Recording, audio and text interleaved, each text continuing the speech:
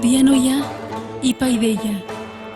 Razonamiento, conocimiento, educación, formación. Un espacio para que difundas actividades culturales, arte, clases, conferencias, cursos, libros, seminarios, talleres y mucho más.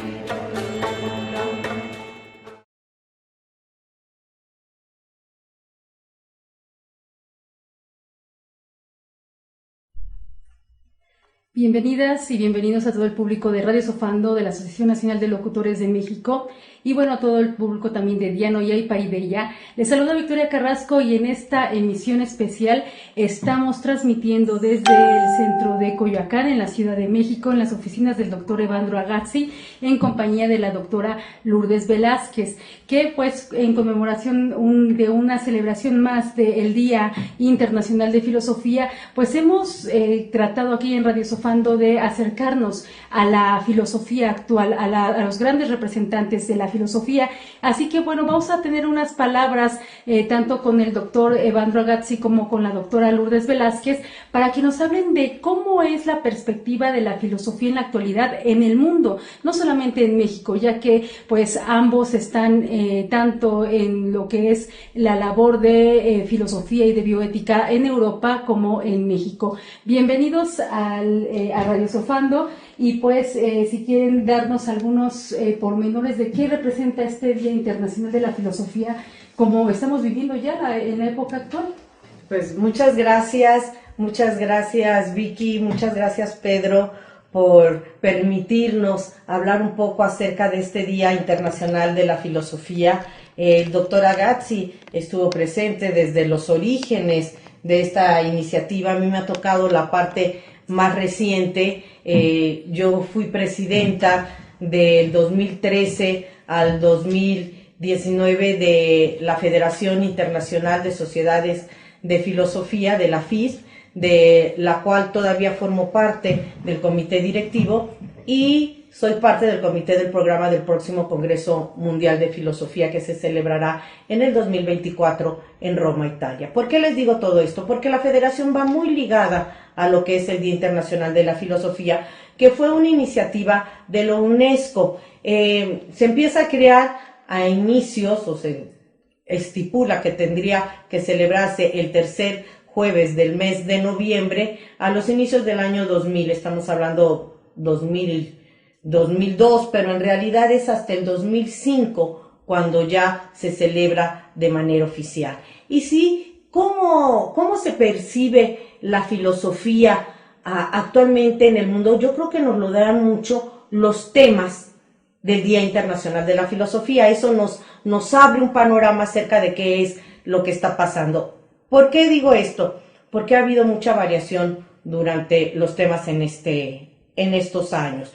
En particular, los últimos temas del Día Internacional de la Filosofía es también la filosofía en las diferentes culturas. Y creo que esto es muy importante. Nos habla ya de una filosofía abierta, de una filosofía intercultural, de una filosofía en la que se toma también en cuenta aquellas filosofías no del modelo occidental, lo cual es muy importante, al menos para mí, en mi caso, que se ocupa de la filosofía del México antiguo y que antes se cuestionaba mucho, y esto es filosofía, en realidad no es filosofía, ¿por qué no sigue un método occidental? Ahora no, ahora se toman en cuenta todas estas consideraciones. De hecho, la Federación en los temas que abre y en las sesiones para el próximo Congreso Mundial está muy atento a esto y tenemos sesiones de filosofía africana, de filosofía china, que ya hubo, de filosofía latinoamericana, que fue una de las primeras, a iniciativa de Leopoldo Sea y de Francisco Miró Quesada del Perú. Entonces hay ya una gama que nos permite hablar, y por ejemplo es filosofía en África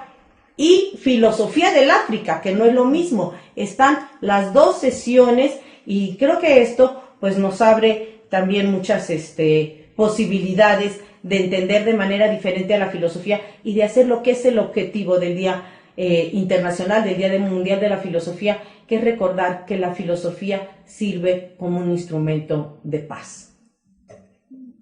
No sé. Sí, perfectamente de acuerdo, y hay que decir que la suerte de la filosofía es algo de inestable en todos los países. Yo me acuerdo que en Italia, en los años 70, 1970, yo presidía la Sociedad Filosófica Italiana y me tocó empeñarme a fondo, en realidad a fondo, en una lucha para defender la filosofía en Italia, porque la filosofía estaba ya dentro de la enseñanza de los liceos, como se dice, la preparatoria, y la estaban quitando para sustituirla con la sociología. Entonces fue una lucha muy dura, bueno, ganamos y la cosa siguió. Algo un poco parecido estaba pasando a un nivel mucho más elevado, a un nivel mundial. ¿Por qué? Porque hay una organización internacional que es la UNESCO, que es la organización dentro de las Naciones Unidas que se ocupa en particular de todos los aspectos culturales, etcétera, etcétera. Ahora bien, ¿qué sucede?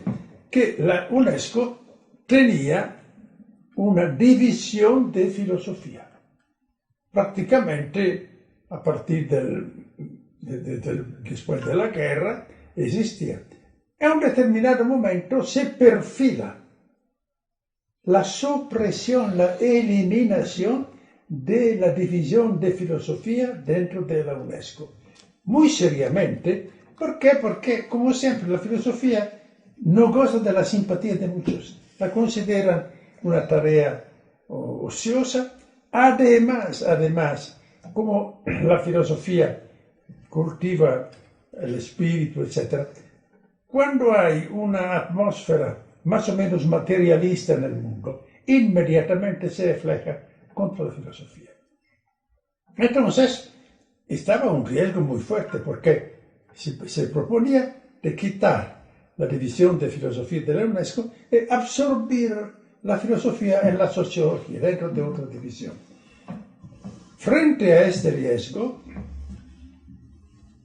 los de la UNESCO que defendían la filosofía dijeron, bueno, aquí necesitamos convencer a la prensa, a la opinión pública, y organizaron en el mes de abril del 90 una tarde en la casa de la UNESCO en París, Rue Miolis, número 1, me lo acuerdo muy bien, e invitaron 3 filósofos de renombre.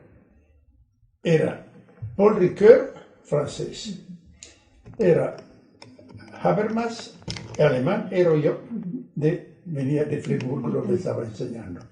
Entonces, toda una tarde, entre nosotros 3, nos invitaron a presentar y a discutir el tema de la tarea de la investigación filosófica en el mundo actual. No únicamente que sí la presencia de la filosofía, no, se reconocía una tarea específica. Entonces fue un desafío, porque ¿quién viene? No sabía. Llenaron la sala. Estaba entonces la prensa, estaban los intelectuales, estaba un grandísimo público, fue un grandísimo éxito. Yo me acuerdo que nosotros 3 pasamos toda la tarde discutiendo este tema, es decir, la presentación por parte de cada uno de nosotros durante 15 minutos, luego una discusión entre nosotros, la discusión con el público. A partir de aquel momento, nadie habló de quitar la división de filosofía de la UNESCO. Fue una batalla ganada por la rapidez con la cual reaccionó dentro de la UNESCO la gente que se ocupaba de filosofía. Claro que la idea de instituir un Día Internacional de la Filosofía necesitaba tiempo para ser doctorada. Yo estuve hablando de algo que pasó en el mes de abril, me lo acuerdo muy bien, del 90. Y como estaba diciendo mi esposa, hasta el 2002 no nació la idea de decretar, de instituir un Día Mundial de la Filosofía. La cosa no era tan fácil, porque yo le digo hablo así. Yo me acuerdo, yo presidí la Federación Mundial de Filosofía, varias cosas. Y me acuerdo que en determinado momento queríamos involucrar los filósofos árabes. Ahora, ¿qué resulta? En el idioma árabe no existe la palabra, no existe el término. Entonces digo, bueno, no existen sociedades de filosofía en los países árabes. No existe, ni siquiera la palabra filosofía. ¿Por qué? Porque la filosofía queda absorbida dentro la enseñanza del Corán, de la sabiduría, de la religión, etcétera, etcétera. Para decir, no es tan fácil, ¿no? Finalmente, sí, empezó un poco a laicizarse un poco más, fundaron sociedades más o menos de filosofía también en otros países.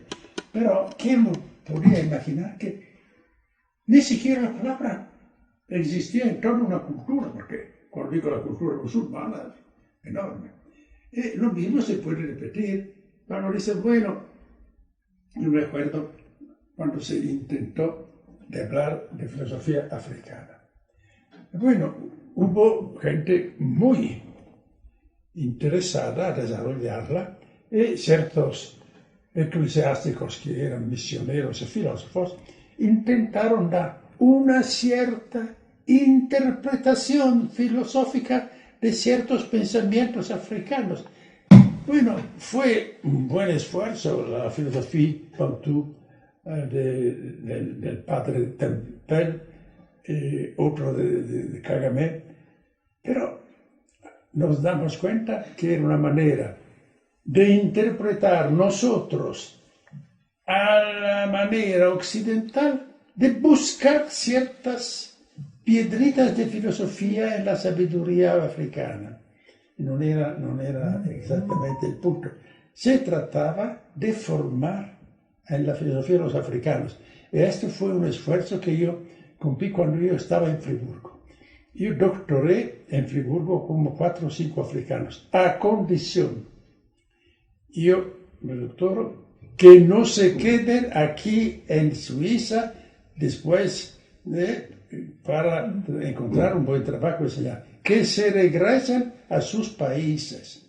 Y me acuerdo, uno se llamaba Wechingolo, que no respetó, yo siempre regañé, no, tú habías prometido que si yo te hacía doctorar conmigo, tú regresabas y tú no regresas. Mas que entiende bien, ¿no? Otros regresaron. Y yo me fui a Kinshasa, a tener un mes de clases con ellos. Entonces, poco a poco, se construye. Hoy en día hay muchos africanos que hacen una buena filosofía interpretando en parte la sabiduría popular que tienen, en parte también trabajando en la filosofía más profesional de Estados Unidos o de Europa. No sé si he dado más o menos una panorámica de estas cosas. Creo que esa es muy importante. Uno de los objetivos del Día Internacional de la Filosofía, pues es precisamente esto, como decíamos, ¿no?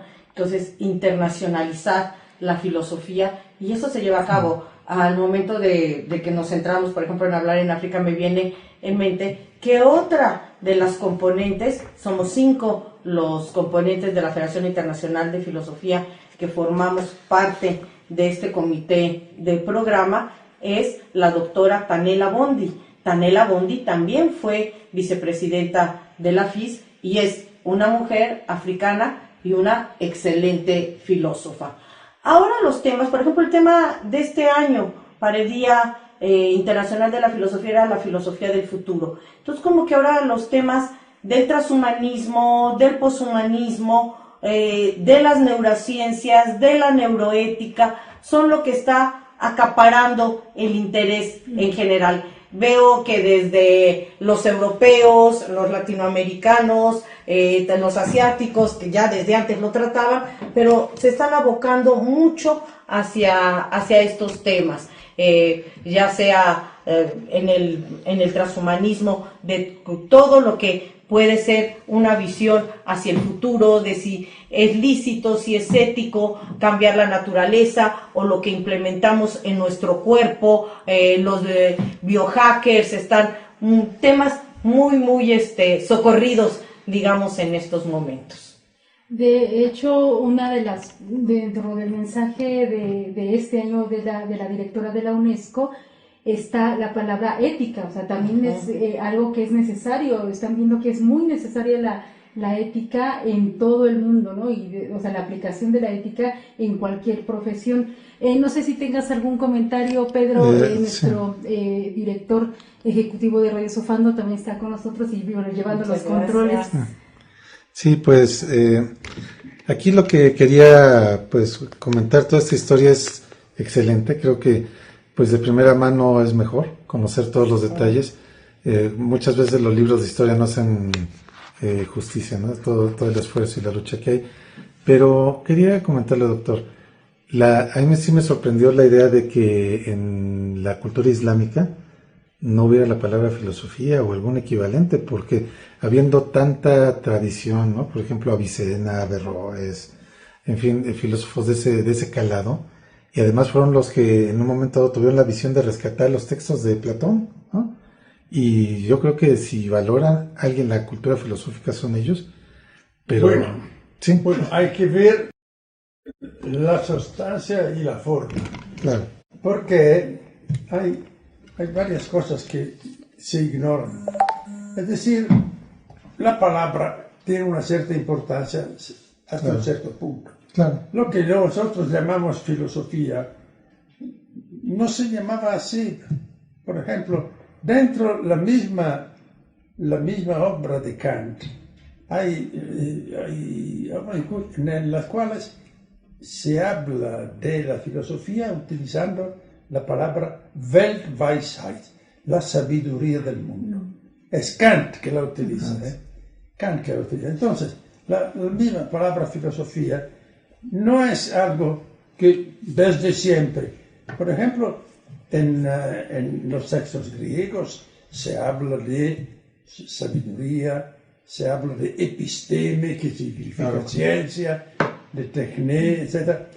La palabra filosofía es que se ha difundido poco a poco. Sería interesante hacer una investigación, ciertamente alguien la hizo, para ver cuándo se empieza a codificar el término.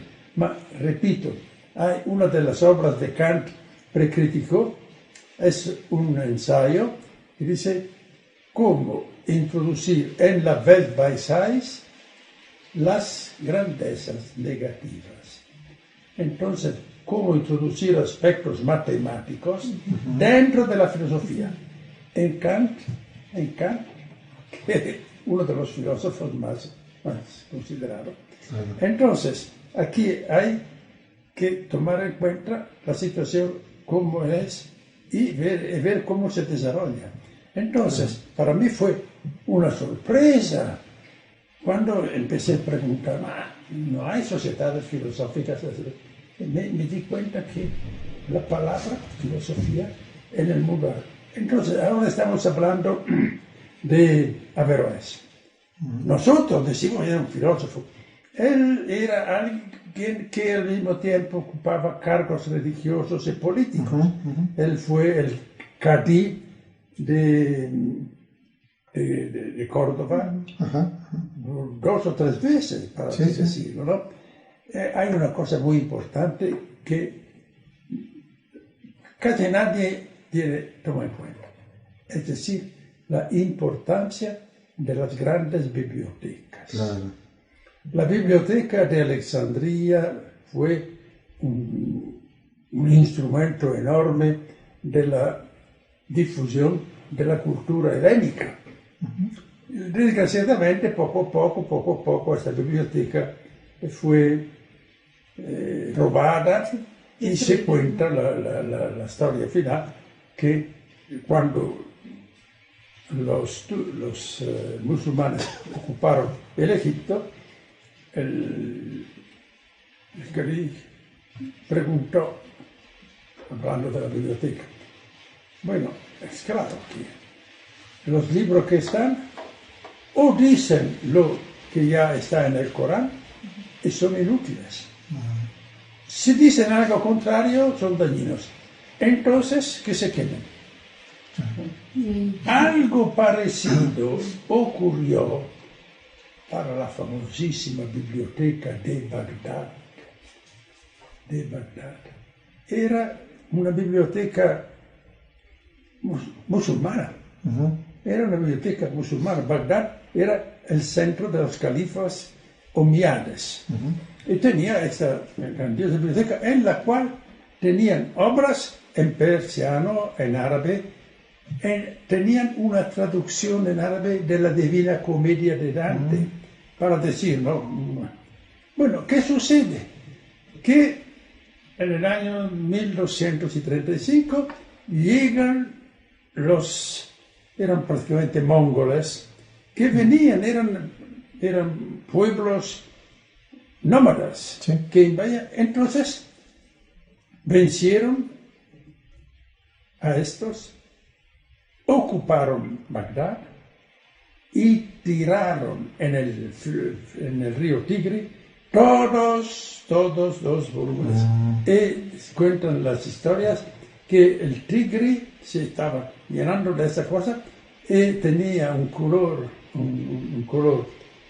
rojo a causa de la sangre de los que mataban y negro de las tintas de los libros. Entonces, toda la cultura árabe se encontró sin sus textos. Entonces esto ha hecho demorar siglos, han perdido siglos enteros. Claro. Eso explica muy bien la presencia de estos fideísmos, fanatismos. Son todos con la Sharia. El Corán, se me cuenta el Corán, interpretado de una cierta manera, porque en el Corán hay todo, como en todo, ¿no? En el Corán, cuando se habla de jihad, la jihad es la guerra santa, la guerra sagrada. Sin embargo, hay pasos del Corán que se pueden interpretar como una lucha contra sí mismos y sus malas inclinaciones. Entonces, hay siempre maneras de interpretarlo de una u otra forma. Sí, y hablando de toda esa historia, doctor, pues ciertamente América también vivió un proceso similar, bueno, en la parte previa, ¿no? A la llegada de Europa, por motivos ideológicos, religiosos, también se perdió mucho, pero regresando a la importancia de la filosofía y esta explicación que nos dio de que la palabra se ha venido recomponiendo, se ha venido ampliando, a veces crece, se incluyen las ciencias dentro de la filosofía, a veces se vuelve algo distinto a las ciencias y a veces es sabiduría y a veces no es sabiduría, ¿no? Pero en ese sentido, la pregunta que le quiero hacer, doctor, es, ¿usted cómo ve ahora? Desde luego ya se está ampliando mucho el término y muchas corrientes que antes se pensaba que eran sabidurías, me refiero por ejemplo al confucianismo, Sí. ahora ya se está empezando a estudiar, ¿no? Como parte de la filosofía. Usted que ha visto todo ese panorama, ¿cómo cree que pueda concluir esto? Si vaya a ser una moda pasajera o se vaya a engrandecer o ampliar el concepto de filosofía. Bueno, la filosofía es básicamente una actitud intelectual. Entonces, cuando se utiliza el intelecto y la razón para investigar ciertos temas, ya se está haciendo filosofía. Bien. Entonces no hay únicamente un método, porque nosotros durante un larguísimo tiempo quedamos fascinados por por los inicios de la filosofía Claro. en la cultura griega, que era una cultura racionalista. Entonces, intelecto y razón, que sirven para desarrollar un discurso riguroso que busca la verdad, que busca la certeza y que se basaba más o menos en ciertos modelos que ya en parte había desarrollado la matemática griega. Claro. Y esto constituyó una especie de modelo que inspiró todo el occidente. Hay que decir que luego se añadió la tradición judío-cristiana y esto en el medioevo creó una síntesis muy diferente en la cual la certeza estaba en la revelación, pero la elaboración del mensaje revelado era racional. Fin al momento en el cual, con la modernidad, la nueva ciencia se presenta. Entonces, la racionalidad de la nueva ciencia se convierte en una racionalidad que sirve también en la filosofía, hasta el momento en el cual se dice los métodos científicos no son suficientes. Entonces sale la fenomenología. Son otras experiencias, otras evidencias que te permiten de acercarte mejor a la experiencia interior, a la experiencia estética, a la experiencia moral, a todas las experiencias religiosas, a todas las experiencias que enriquecen el espíritu humano. Sobre esto último, ¿cómo se ha desarrollado la filosofía, las temáticas de vamos, en diferentes ramas, y lo que comentaba también la doctora Velázquez, en donde pues ahora se está viendo cómo se va a permear la filosofía con el futuro, ¿no? El transhumanismo, incluso la bioética, todo este desarrollo? Hay algo que estamos viendo también en contraparte, o sea, con toda esta necesidad de la ética o la eticidad en todas las demás profesiones. ¿Qué está pasando ahora cuando, por ejemplo, no solamente en México, sino en otras partes de América y también incluso de Europa, se está eliminando ya el estudio de la filosofía como tal, o sea, quitando la disciplina de la lógica, la ética, la misma historia de la filosofía o la estética, que estamos viendo que esto, pues con esto, o sea, esto último no es nuevo, este querer hacer a un lado a la filosofía. ¿Es por moda, como decía, como preguntaba Pedro, o porque sí hay una real preocupación de que la filosofía forme a seres humanos más autónomos, más libres pensadores? Bueno, hay todos los elementos. Hay primero una especie de prestigio cultural de la ciencia y de la tecnología. Es importante. Porque es debido a algo verdadero y actual. Nosotros podemos decir que conocemos más y mejor que nuestros antepasados, nuestros abuelos. Nadie puede decir que no es verdad. Este es el gran punto. Al mismo tiempo, esto crea un entusiasmo, es decir, solucionamos todo con ciencia y tecnología. Y luego te das cuenta que gracias a la ciencia y tecnología se llegó a producir la bomba atómica y a matar decenas de miles de personas en pocos segundos. Pero no solo esto, que hay la contaminación de las aguas, del medio ambiente, del aire, y todas esas consecuencias. Entonces, que no todo lo que trae consigo la ciencia y la tecnología es bueno. Se está hablando de bueno y de malo. Vea entonces que ya está flotando un poco un término de la moral, de la ética. La gente no se da cuenta. Luego empieza a darse cuenta que no todo lo que es técnicamente posible es también lícito. Lícito es un juicio moral que puede transformarse en un juicio legal, pero no es la misma cosa, porque no siempre lo que es moral se transforma en una ley. La ley puede no prever, no cubrir ciertas cosas que la moral condena.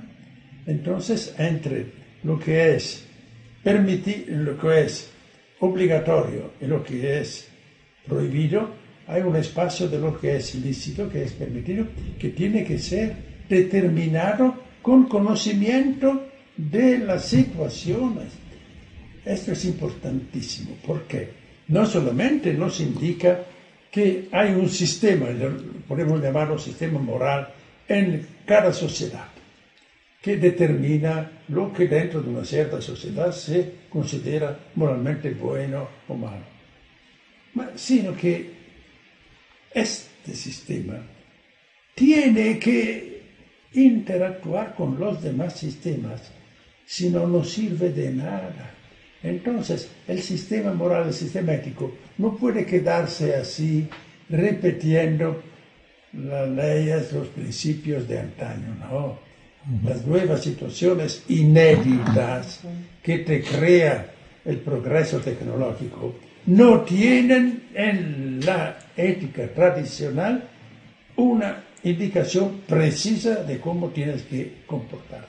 Entonces, el eticista tiene que conocer estas cosas. Tiene que conocer estas cosas. No son muchos los que se dan cuenta. Piensa, bueno, nosotros tenemos los grandes principios y de esos principios sacamos consecuencias, las aplicamos. ¿Cómo puedes aplicarlas si no conoces lo que en verdad está dentro de la situación concreta? Eso es importante. Esa es la razón por la cual, por ejemplo, yo presento un planteamiento sistémico, de teoría de sistemas en estas cuestiones.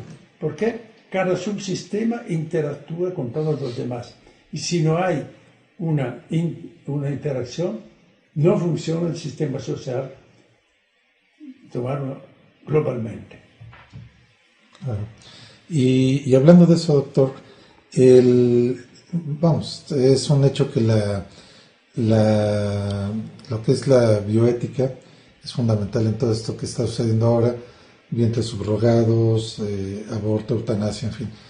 Pero hablando de lo que nos comentaba hace rato, si todo lo que es posible es bueno o es lícito, pues ahí entra que es la filosofía de la tecnología, ¿no? Y de todo lo que es la ciencia, más ampliamente.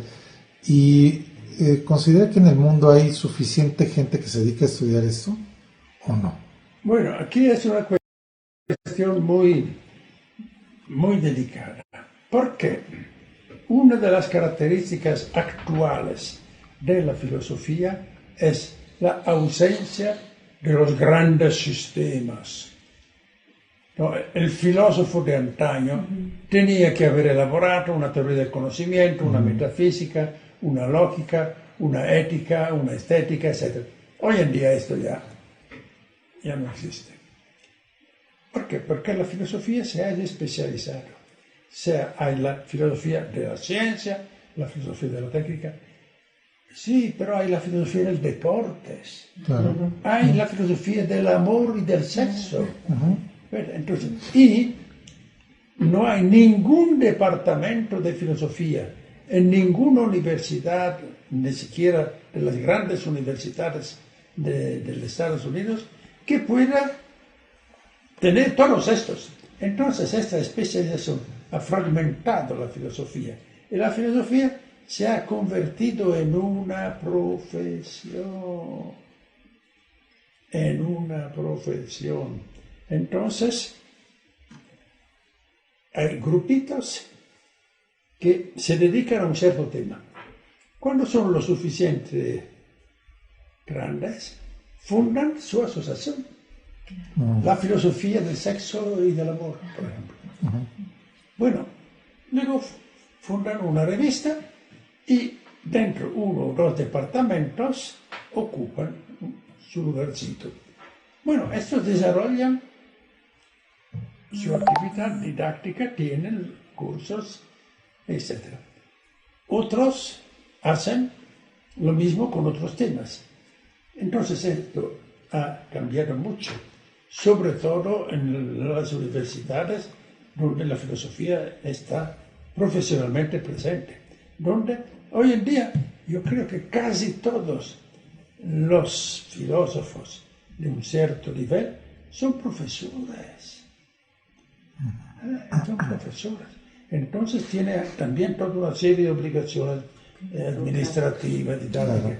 Bueno, esto ha perdido mucho de la característica del empeño, de la originalidad del filosofar. Y yo no creo que en este momento, hablo de este momento, se esté poniendo en riesgo el sobrevivir de la filosofía. No tengo esta impresión. No, porque hay, por ejemplo, el Día Mundial de la Filosofía, hay todavía universidades prácticamente en todo el mundo en las cuales se hace filosofía. Entonces, bueno, se tolera a veces. Claro que luego cuando viene el momento de financiar todos los cursos, entonces, claro que no van a financiar en una universidad de medio tamaño más que una o dos cátedras de filosofías, ¿no? Lo demás sirve para los ingenieros, para los químicos, para los matemáticos. No mucho, también porque son gente que trabaja con el cerebro solamente. Pues sí, yo creo que sí es muy interesante todo esto que dice, y volviendo yo siempre al tema pues de nuestras culturas, de la civilización de la náhuatl, me llamaba la atención lo que decía el doctor Agatz. Dice, no existe un término de filosofía, pero lo llamaban de otra manera. Claro. Igual en nuestra civilización el toltecayo era Coelho. Claro. Y cuando él estaba diciendo que era una lucha contra sí mismo, pues eso era el toltecayo, el enemigo a vencer era uno mismo. Entonces, escuchándolo, me doy cuenta que en general en las filosofías son muchísimo más cosas, no en las filosofías, en las cosmovisiones, son mucho más cosas las que nos unen que las que nos separan, son muchísimo más cosas las que tenemos en común que las que son diferentes. Eso que decía de hay que luchar, pues eso nosotros lo teníamos, esa terminología también diferente, nosotros la tenemos. Entonces, pues eso, yo también creo que hay mucha esperanza hacia la filosofía. También me llamaba mucho la atención esto que decía, bueno, ya se habla de ética, pero hay que conocer ciertos conceptos del progreso y todo. Pues yo creo que sí, el progreso significa un cambio, como bien lo sabemos, pero no todo cambio es progreso. Y eso es lo que no estamos entendiendo. Y decimos, bueno, la tecnología es lo que en el hombre, pues sería la evolución. Así como en los animales, dice, hablamos de un evolucionismo, la evolución del hombre es la tecnología. Pero yo me pregunto, y luego muchas veces lo hablo con mis alumnos, efectivamente, muchas cosas han progresado. El ejemplo clásico, ¿no? de un celular, que ahora aquí tenemos como computadora, como todo. Antes eran como ladrillos, y no estamos hablando de hace mucho, estamos hablando de hace 20 años, y ahora ya son más pequeños, y tiene todo, y todo. Sí, evidentemente que hay un progreso, yo no lo niego, pero yo creo que el verdadero progreso sería que las manos que operan estos instrumentos hubieran evolucionado, que fuéramos mejores personas. No solamente que el celular fuera mejor, sino que yo como persona fuera mejor. Eso para mí sería el verdadero progreso. Y creo que es lo que deberíamos de cuestionarnos, pero también deberemos pensar que sí, han cambiado muchas cosas. Ahora hablamos también de si es ético que haya ciertas corrientes dentro del transhumanismo, como los biohackers, que tienen su laboratorio en el garage o en la cocina de su casa y no tienen una formación académica. Esto es ético, no es ético. Pero yo digo, bueno, también hay que pensar que aunque estemos muy modernos y hablando ya de todas estas cosas, nuestros problemas son exactamente los mismos. Por eso seguimos también estudiando la ética de Aristóteles después de cuántos siglos. Si yo pudiera hablar o conversar con Aristóteles en una cápsula del tiempo, alguien me diría, oye, no te vas a entender con él porque él no tiene todos tus electrodomésticos, no tiene las cosas que tú tienes, no tiene miles de cosas, y yo también si me trasladara ahí, pues no sé cómo podría vivir, ¿no? Sin anestesia, sin muchas cosas. En cambio, si Aristóteles me hablara de la virtud, me hablara de los valores, del miedo a la muerte, de la ira, nos íbamos a entender perfectamente. Esos siglos que nos separan no existirían, porque creo que los problemas del hombre siguen siendo los mismos. El segundo. Pues esto que comentan realmente es muy pues inspirador, porque nos damos cuenta que la filosofía va a seguir siendo necesaria a pesar de toda la evolución que podamos o toda la tecnología que podamos alcanzar, y que afortunadamente podemos usar estas herramientas tecnológicas no solamente para transmitir videos de gatitos, sino para poder cuestionarnos, para poder valorar lo que hemos hecho como humanidad a lo largo de la historia, pero también para poder alcanzar a muchas personas que, como tú decías, Lourdes, que a lo mejor tienen miedo, o sea, a que si estoy haciendo bien o estoy haciendo mal en mi vida, y tienen ese miedo de saber, de decir estoy haciendo lo correcto o incorrecto.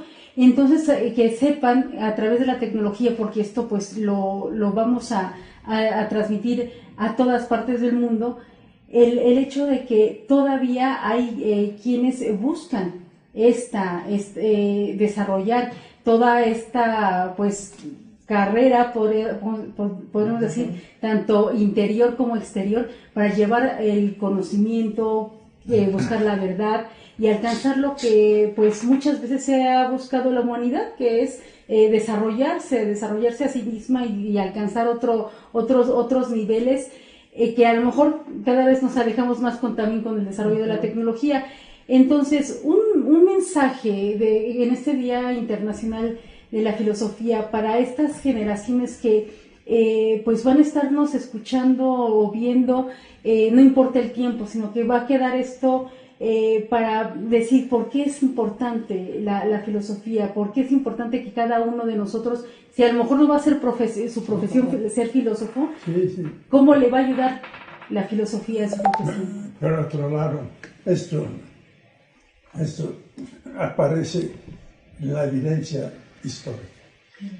Yo me acuerdo muy bien el Congreso Mundial de la Filosofía de 1973 en Varna.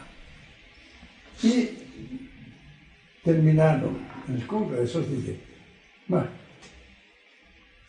¿cuándo hacemos el próximo y dónde vamos? Entonces se pensaba de ir a lo mejor en Francia. Entonces le pedimos a Ricoeur, que era dentro del comité, de sondear en Francia la posibilidad. Bueno, después de un año, Ricoeur nos dice, ya no hay filósofos en Francia. ¿No? Entonces nos reunimos y me acuerdo que Klibanski, que era uno de los más importantes, dijo, no, aquí tenemos que darnos cuenta que estos congresos gigantes, que comparados con los nuestros no eran gigantes, no tienen sentido. Estos congresos mamut. Entonces, ya él estaba, no era uno de los filósofos, de los historiadores de filosofía, estaba escéptico. La época de los congresos de filosofía se acabó. Entonces, fuimos pocos, convencidos del contrario. Yo me acuerdo muy bien que nos encontramos en India, en Delhi. Era Wiener de Düsseldorf, pero yo con algunos demás, y decidimos de ofrecer Düsseldorf para un Congreso Mundial de Filosofía en el 78. Y que él, regresando en Alemania, se ocupaba, así como era una persona muy conocida en el ambiente económico, de encontrar el dinero para organizar. Lo organizamos en el 78 y después del 78 siempre tuvimos congresos mundiales y cada vez más grandes. Este es el punto. Los congresos de filosofía son cada vez más grandes. ¿Por qué? Porque hay muchos que sienten el estímulo de la filosofía y a lo mejor encuentran la respuesta en ciertos temas un poco raros que no han encontrado en la escuela y que los apasiona. Pues yo le diría a los jóvenes que pues yo buscaba muchas respuestas en la filosofía y en lugar de respuestas encontré dudas y más dudas y más dudas. Pero ¿por qué fue importante todo esto? Porque creo que los jóvenes tienen que formar un espíritu crítico. Yo he visto que muchas veces se dejan llevar por la corriente, ya no se cuestionan, es la mentalidad que les viene impuesta a través de los diferentes medios de comunicación y creo que la filosofía te ayuda a tener un espíritu crítico. A lo mejor no te va a dar todas las respuestas a lo que tú quieres, antes las respuestas se buscaban pues en la religión, en la filosofía, quién soy, de dónde vengo, y ahora estas respuestas se buscan en la tecnología, es verdad, pero y el espíritu crítico, el que yo me cuestione, el que yo diga, esto es así o esto me lo están imponiendo, el no dejar que sean otros los que puedan decidir por ti, el tener claro lo que es un concepto de libertad, de autonomía, yo creo que todo eso es muy importante, no solamente para quien va a dedicar su vida a la filosofía, sino para quien está creciendo. Y ese pues sería mi mensaje.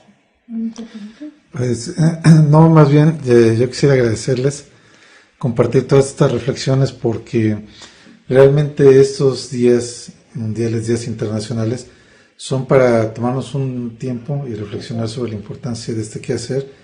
Y para mí es, como siempre, es un placer escucharlos, es un placer poderlos contar entre nuestros amigos y colaboradores y que creo que esto, pues para las generaciones que vienen, se darán cuenta que no todo es tecnología, no todo es redes sociales.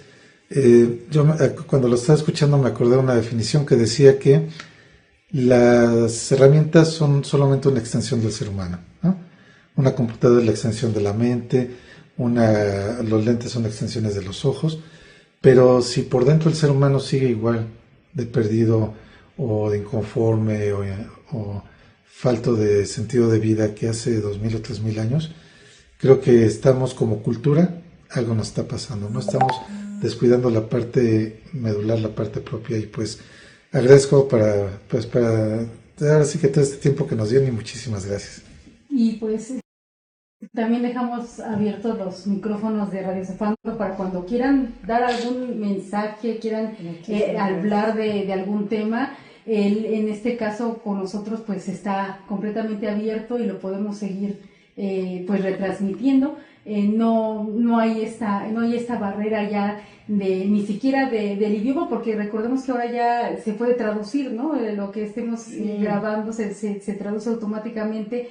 Entonces les ofrecemos la parte de la difusión a su pensamiento, a su trabajo. Cuando ustedes lo deseen, pues está abiertos los micrófonos de pues muchísimas gracias, sí. Y gracias también por privilegiarnos con su amistad y por permitirnos colaborar con Radio Sofando y así acercar algo muy importante, acercar la filosofía a todo. La filosofía no es para una élite, la filosofía tiene que acercarse y tiene que ser para todos, ¿no es así? Sí.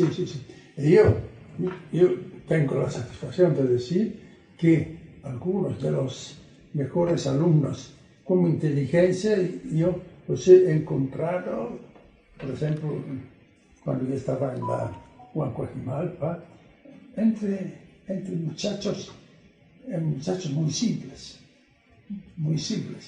que se veía que tenían la inteligencia para seguir la filosofía. Muchísimas gracias y pues seguimos en contacto con cualquiera de su pues, pensamiento y todo el mensaje que nos quieran dar. Muchísimas gracias. Gracias. Gracias.